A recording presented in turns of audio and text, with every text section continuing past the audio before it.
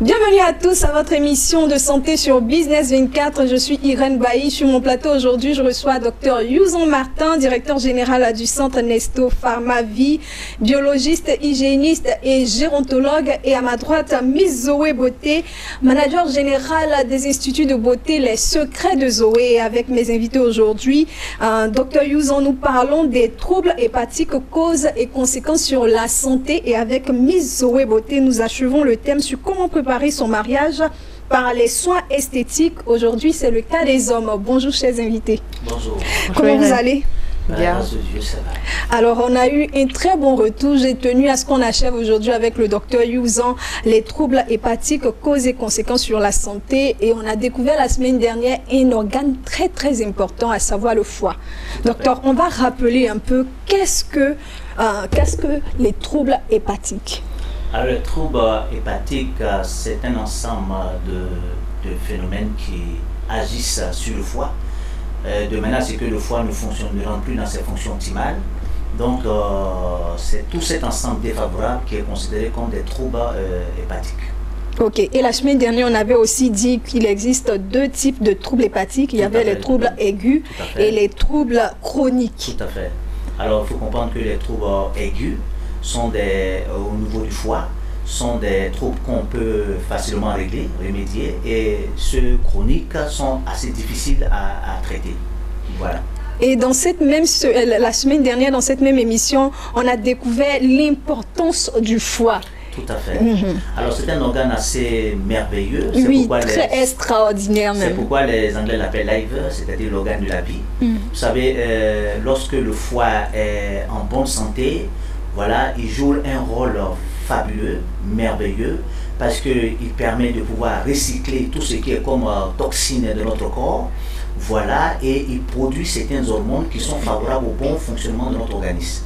Alors donc, lorsque cet organe est vraiment malade, est touché, et il faut comprendre que votre espérance de vie est quand même assez beaucoup limité, réduit, parce que lorsque ce organe est malade, comme on peut le dire, il n'y a plus rien à faire. Voilà, et lorsque il n'y a pas de traitement adéquat, voilà, il n'y a pas de traitement adéquat, l'individu peut en mourir, comme je l'ai dit, peut en mourir et en souffrir réellement, parce que c'est un organe assez volumineux. Il produit entre les repas 1 demi-litre de bile par jour chez l'adulte. Vous comprenez combien de fois il est important. Donc il favorise vraiment, dans cette production, ça favorise vraiment le transit. Parce que pour qu'il y ait une bonne digestion de nos aliments, il nous faut du sucre pancréatique, il faut du sucre gastrique et il faut une bonne sécrétion biliaire.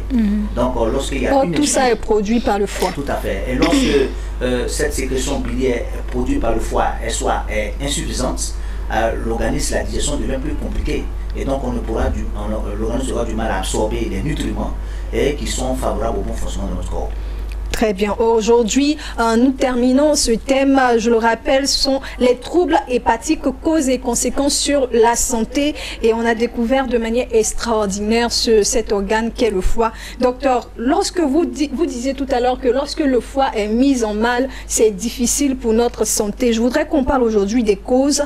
Dans mes recherches, il se trouve que les causes souvent sont dues à la présence de certains virus. On dit à la consommation d'aliments nocifs, à l'abus aussi d'alcool, à l'utilisation excessive de médicaments. Je voudrais que vous puissiez nous faire comprendre un peu cela, les détails. Pourquoi la présence de certains virus met en mal notre foie?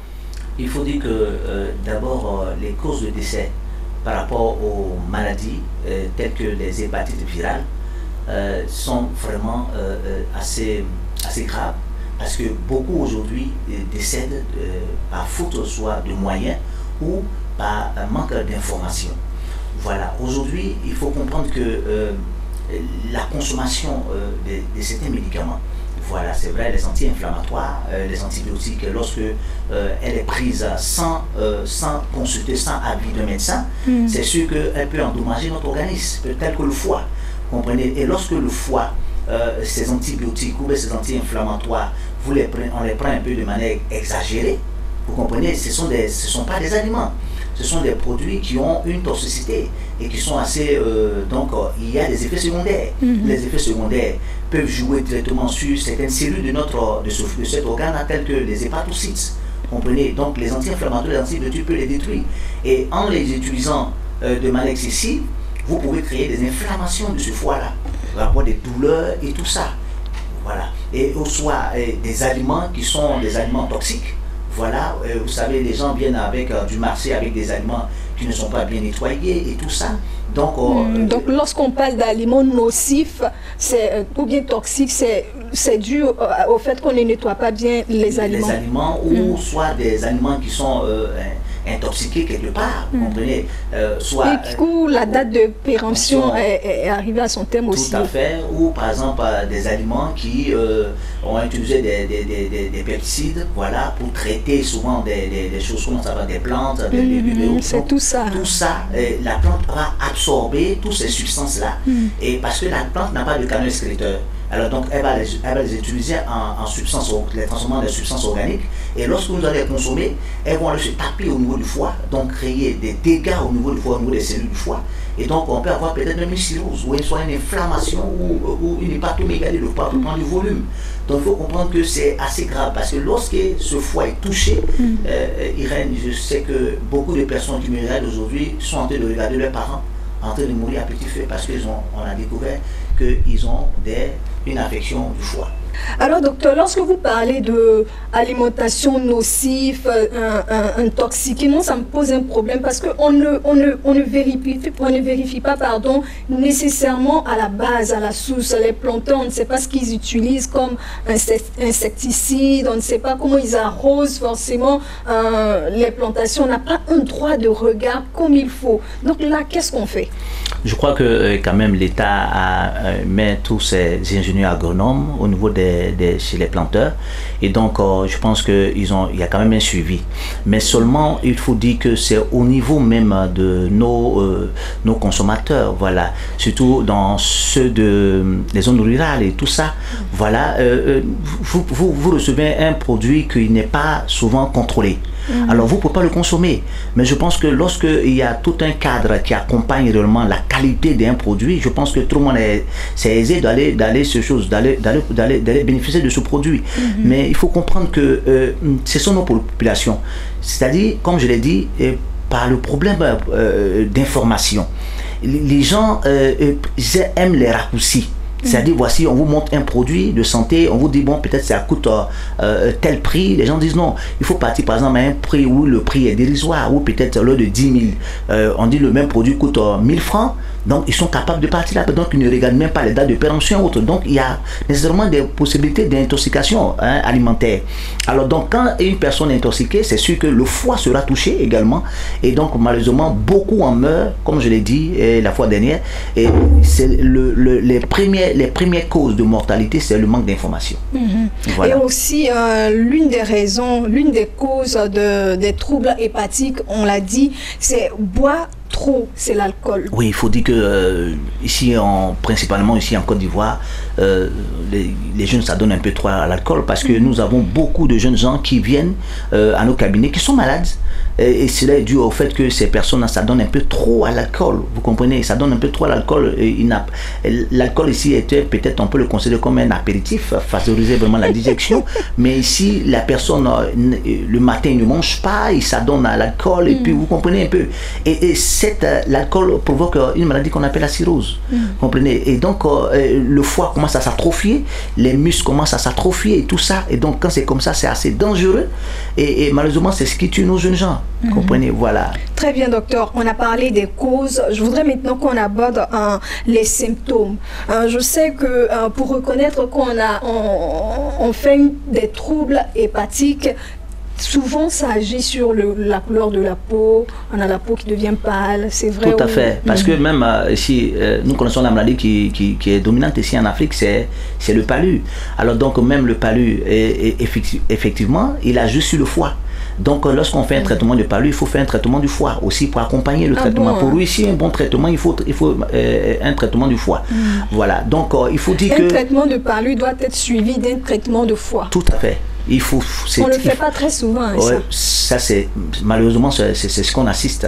Alors donc il faut toujours traiter le foie. Alors donc nous ici au centre médical de Sauve ma vie, dans la prise en charge des malades. Oui, docteur, on va arriver à la prise en charge, mais je voudrais qu'on parle des symptômes. On a parlé du changement de couleur de peau. Oui, il peut arriver que ça puisse provoquer des changements de couleur de peau, des amaigrissements, voilà, des personnes qui souffrent de ballonnement. Vous voyez le ventre qui commence à avoir douleur abdominale, ou bien soit vous allez voir la personne elle maigrit et puis le ventre commence à grossir. Donc mais il faut comprendre qu'il faut un signe tout à fait, mais il faut faire forcément. C'est pas un signe de malnutrition, ça? Non, non, non, pas du tout. Et puis aussi au niveau de la bouche pâteuse, voilà, la personne a une bouche pâteuse, voilà, une forte haleine. Une bouche pâteuse. Voilà, beaucoup de salive dans la bouche. Une forte haleine, okay. Voilà. Vous avez tendance à voir que ces personnes ont la bouche un peu amère tous les jours et tout ça. Donc ce sont des signes assez importants pour dire que le foie ne va pas bien. Voilà. Mais il faut dire que pour voir si la personne souffre d'une hépatite virale, il faut forcément faire des examens sanguins et puis des tests, et puis on va voir, il y a des examens qui définissent tout de suite que le foie ne fonctionne pas bien, et puis on va trouver soit les causes, voilà, si elle est d'origine virale, on va le déterminer, et puis soit s'il y a un traitement approprié, on va le proposer. Ok, on va en venir au traitement. Quelqu'un qui fait un trouble hépatique, quel traitement il faut donner à cette personne? Vous nous avez déjà dit que lorsqu'on souffre du palu, qu'on constate beaucoup en Afrique ici, normalement le traitement de palu doit être suivi du traitement du foie. Tout à fait. Comment traiter les troubles hépatiques et comment aussi les prévenir, docteur? Alors nous, au centre médical de Sauve ma vie, nous proposons des traitements qui ne sont pas agressifs. Des traitements qui sont des dépuratifs, qui permettent d'éliminer les toxines de notre corps en touchant sur les fonctions du foie. Maintenant, lorsque nous avons affaire à une maladie d'origine virale, nous avons des traitements. Aujourd'hui, je rends gloire au Seigneur de ce qu'aujourd'hui, il y a des traitements pour traiter efficacement les hépatites virales. Mais c'est pas qu'on dise qu'on n'en guérit pas, mais chez docteur Youzan, on en guérit. On guérit des hépatites. Voilà, on guérit des hépatites et même on guérit des hépatites B comme C. On en guérit. Okay. Alors donc pour toutes ces personnes qui nous regardent, certainement ils ont un parent qui souffre d'un problème d'hépatite, parce qu'il faut comprendre que les troubles hépatiques peuvent déboucher sur d'autres affections telles que le diabète. Okay. Voilà, le diabète, tel que le problème de colopathie fonctionnelle, tel que les problèmes d'hémorroïdes, les problèmes... La colopathie, c'est le fait de ne pas pouvoir aller facilement aux toilettes. Tout à fait. Vous avez un côlon qui devient plus long, chargé de gaz. Voilà, la personne fait une arécolie et tout ça. Alors donc, comme je l'ai dit tout à l'heure, le pancréas, le foie ne produit pas suffisamment de choses de bile. Donc, il y a une insuffisance biliaire quelque part. Donc, la digestion devient compliquée. Alors, grâce au foie, on peut bien digérer. Voilà, donc nous donnons au foie les fonctions optimales. Le foie fonctionne bien et nous éliminons progressivement tout ce qui est comme charge, toxines et virus dans le corps grâce à des traitements que nous avons. Le traitement dure chez vous combien de temps? Pour un traitement, pour quelqu'un qui souffre d'une hépatite virale, un traitement de 6 mois, on éradique complètement du foie tout ce qui est comme virus et autres. Alors si c'est pour un foie qui est surchargé, voilà, un foie qui n'arrive pas à bien fonctionner, nous pouvons bien relancer les fonctions hépatiques et le foie va bien fonctionner. Voilà. Merci docteur Youzan. On me signale que c'est l'heure. Et docteur Youzan, je vais vous demander de donner vos contacts maintenant. Alors pour toutes ces personnes qui désirent rencontrer docteur Youzan, c'est de venir au cabinet, appelez et prendre rendez-vous par rapport à la consultation, appelez le 24 38 54 28 pour la ville d'Abidjan et le 21 30 25 47 pour la ville de Grand Bassam. Merci docteur Youzan. Je ne vous l'ai pas dit au début, mais bon, belle casquette. Merci. Mizoé Beauté est sur mon plateau, c'est notre second invité avec elle. On termine aujourd'hui, j'ose espérer cela, on termine aujourd'hui le thème sur comment préparer son mariage par les soins esthétiques. Aujourd'hui, nous nous attaquons aux hommes. On s'attaque très souvent, Mizoé, sur les femmes. Elles durent dans la préparation. La semaine dernière, on a dit qu'on devait commencer le traitement et les soins esthétiques au moins à 3 mois avant le mariage, à 3 mois du mariage. Les hommes, c'est comment? Pour les hommes, c'est également le même traitement. Ça dépend du type de peau que nous avons en face. On y arrive. Voilà, ça dépend du type de peau. Et il faut reconnaître aussi que ça dépend aussi du besoin. Ça dépend du besoin. Il y a des gens qui veulent juste faire un truc simple. Par exemple, pour un monsieur, pour quelqu'un qui n'a pas l'habitude de faire un soin de visage ni un soin de corps, peut-être pour l'occasion, on veut juste innover, découvrir en même temps, donc voudra faire juste un seul soin. Pour les hommes, on n'a pas besoin d'être trop beau pour un homme pour le jour de son mariage. Pas que c'est on dit la beauté de l'homme se trouve dans sa peau, si la beauté. Non, mais pour moi, c'est n'importe quoi. C'est n'importe quoi en ce sens que nous avons tous. C'est pas n'importe quoi. La vraie beauté de l'homme se trouve dans la poche. Non, mais. Oui, c'était pourri.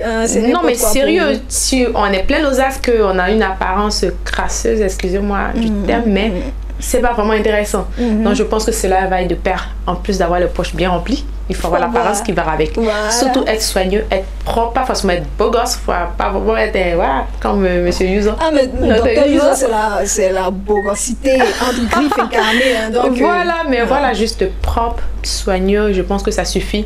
Et pour cela, c'est impératif pour les hommes également de faire des soins de visage. Parce qu'il faut soins de corps aussi. Oui, soins de corps, soins de visage, manicure, pédicure. Et également des soins hammam et puis les massages. Le massage, c'est très bon pour les hommes qui, en tout cas en semaine, bougent beaucoup. Voilà, en plus de nos mamans, en plus des femmes qui s'adonnent déjà à cela, je pense que les hommes également peuvent, ou du moins c'est pas peuvent, mais doivent le faire. Parce qu'en semaine, on accumule beaucoup de fatigue avec le travail et le stress également, les va-et-vient. À la maison, l'éducation des enfants et tout ça. Et je pense qu'il est vraiment impératif qu'en semaine, on se donne un jour quand même de moments de relaxation.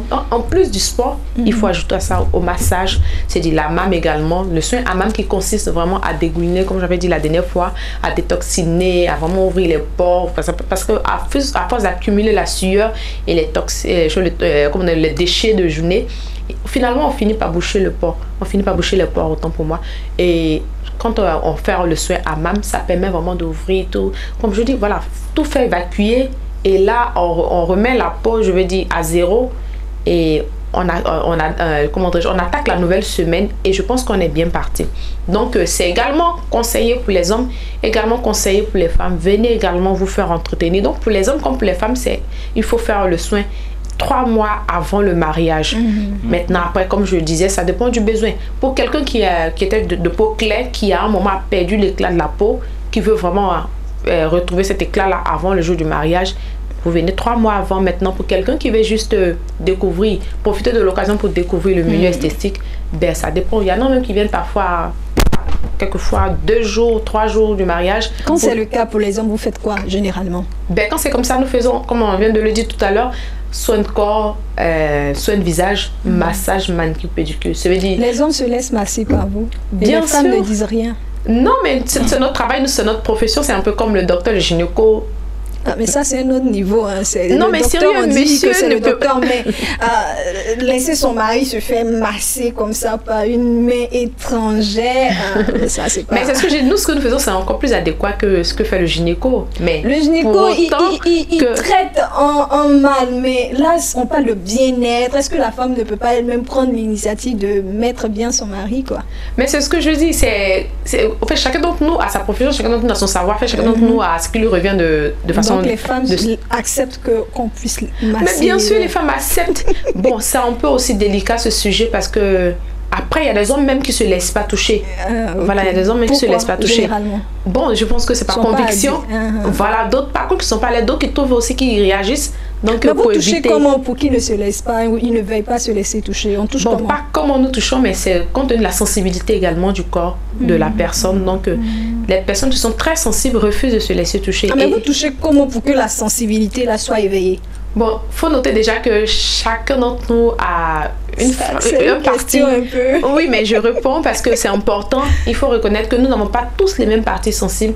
Il y a des parties qui peuvent paraître anodines, mais qui sont parfois des parties sensibles de la personne ou du moins de l'homme. Bon, ça, nous sommes en train de... Ça, c'est entre parenthèses. Est-ce qu'il ne serait pas bien, quand le client vient, par exemple, un homme qui veut un soin de massage, lui demander qu'il remplisse un questionnaire, quelles sont ses parties sensibles? Là, on ne va pas s'aventurer sur ce côté-là.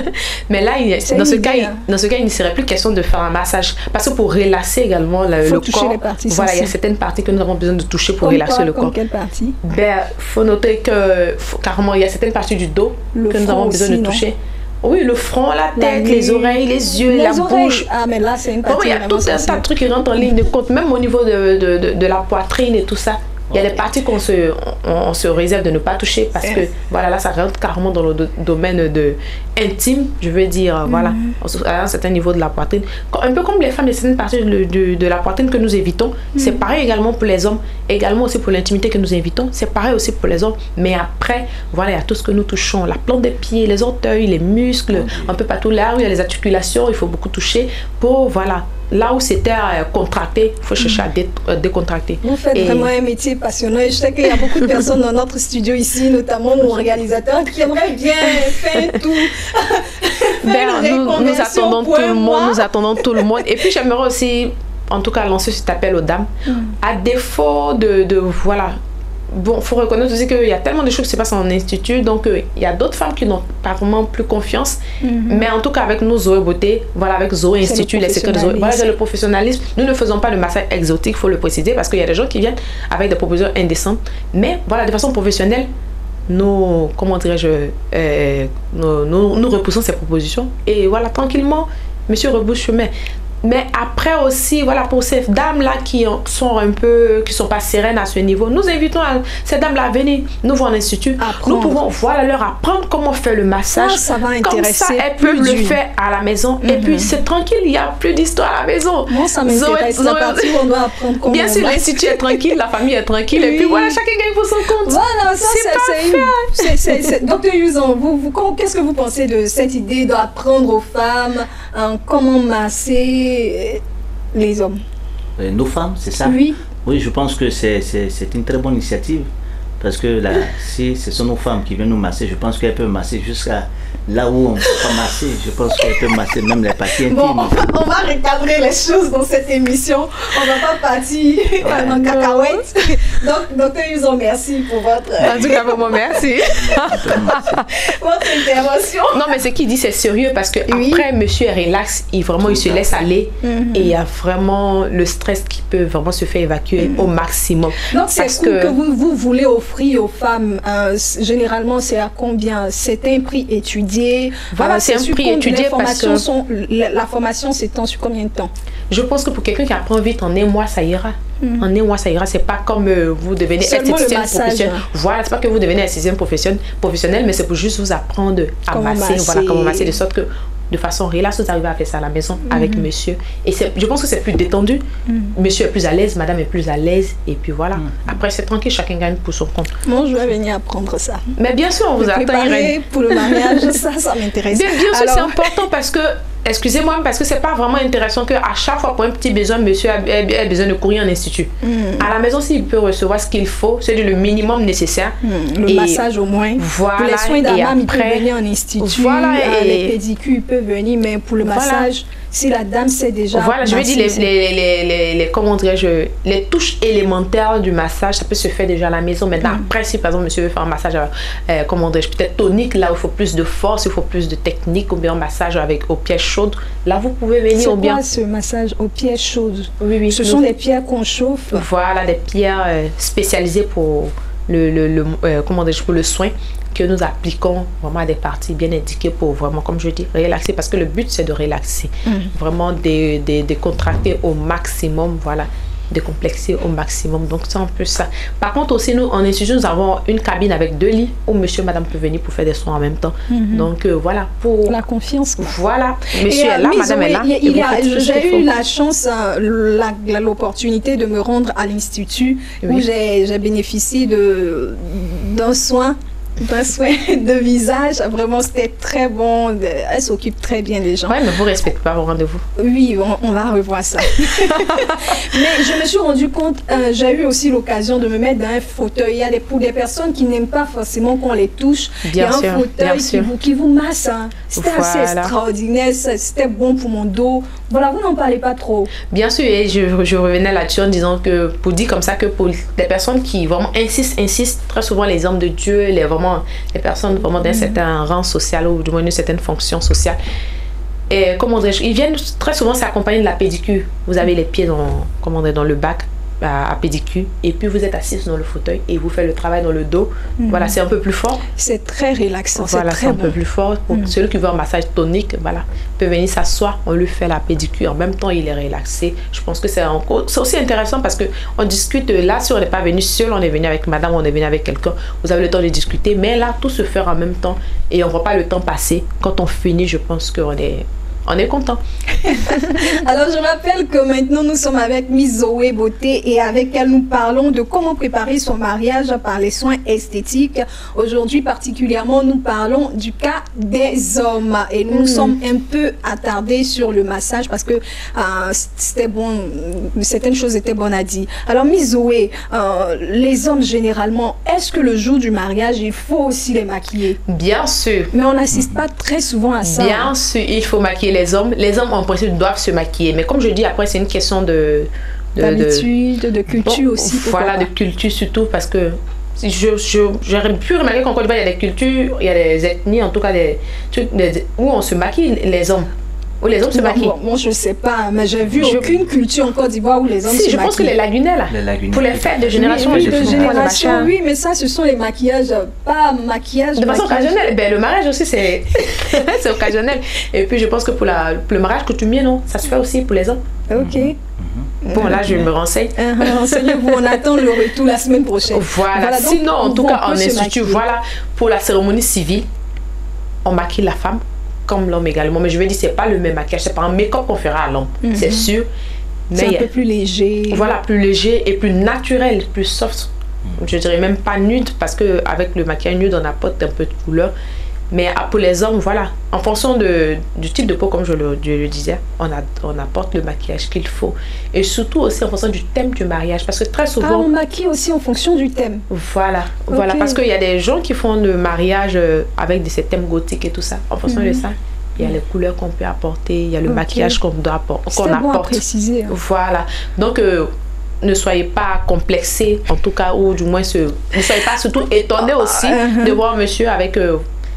quelques retouches au visage lors du mariage. Ça se fait, c'est vraiment un truc. Comme pour moi. Ok, comme pour moi. Oui, c'est vrai. Simplement. Oh, monsieur Yuzo, on tend là vers la fin de l'émission et je voudrais poser la dernière question. Pour les femmes, la semaine dernière, on a parlé du traitement maillot, soin maillot. Est-ce que les hommes on les fait aussi? L'épilation maillot pour les hommes, les hommes vont faire l'épilation. Oui, on institue même pas forcément pour les cérémonies. Il y a des hommes qui viennent pour l'épilation maillot, épilation aisselle. Bon, en tout cas, je pense que jusqu'à présent, on n'a pas encore fait d'épilation demi-jambe aux jambes pour les hommes. Donc, vous faites les épilations maillot pour les hommes aussi? Oui. Ok, merci. Merci Miss Zoé. Avec Miss Zoé, on reste bouche bée. Venez nombreux à l'Institut. Vous pouvez appeler, quelle que soit l'heure, elle est open, l'Institut est open. Et on va rappeler les numéros Miss Zoé. Voilà, les numéros sont les suivants. 59 45 49 53 01 47 27 34. Nous sommes sur Rosier, programme 1, barrière 4. Villa 57, ouvert du lundi au samedi de 9h à 20h et le dimanche de 15h à 20h. Vous pouvez venir sur rendez-vous, comme sans rendez-vous également, vous pouvez venir, nous sommes là, nous serons ravis de vous vraiment recevoir. Nous sommes esthétiques, nous sommes onglerie, nous sommes coiffure, nous sommes wedding planning, nous sommes également resto, nous sommes vraiment tout un tas de trucs. Venez, vous allez découvrir, vraiment, on espère que vous partirez vraiment satisfaits. Ils partiront satisfaits, moi je suis partie satisfaite, je peux rendre témoignage. Merci Dr Yuzan. Et voilà, nous voici à la fin de cette émission, mais je ne saurais terminer cette émission sans souhaiter un joyeux anniversaire tout de même en retard à notre directeur général, monsieur Lucien Aguiar. Plein succès dans toutes ces entreprises et surtout, bonne santé et bonne santé aussi à vous, chers téléspectateurs qui nous suivez. À la semaine prochaine.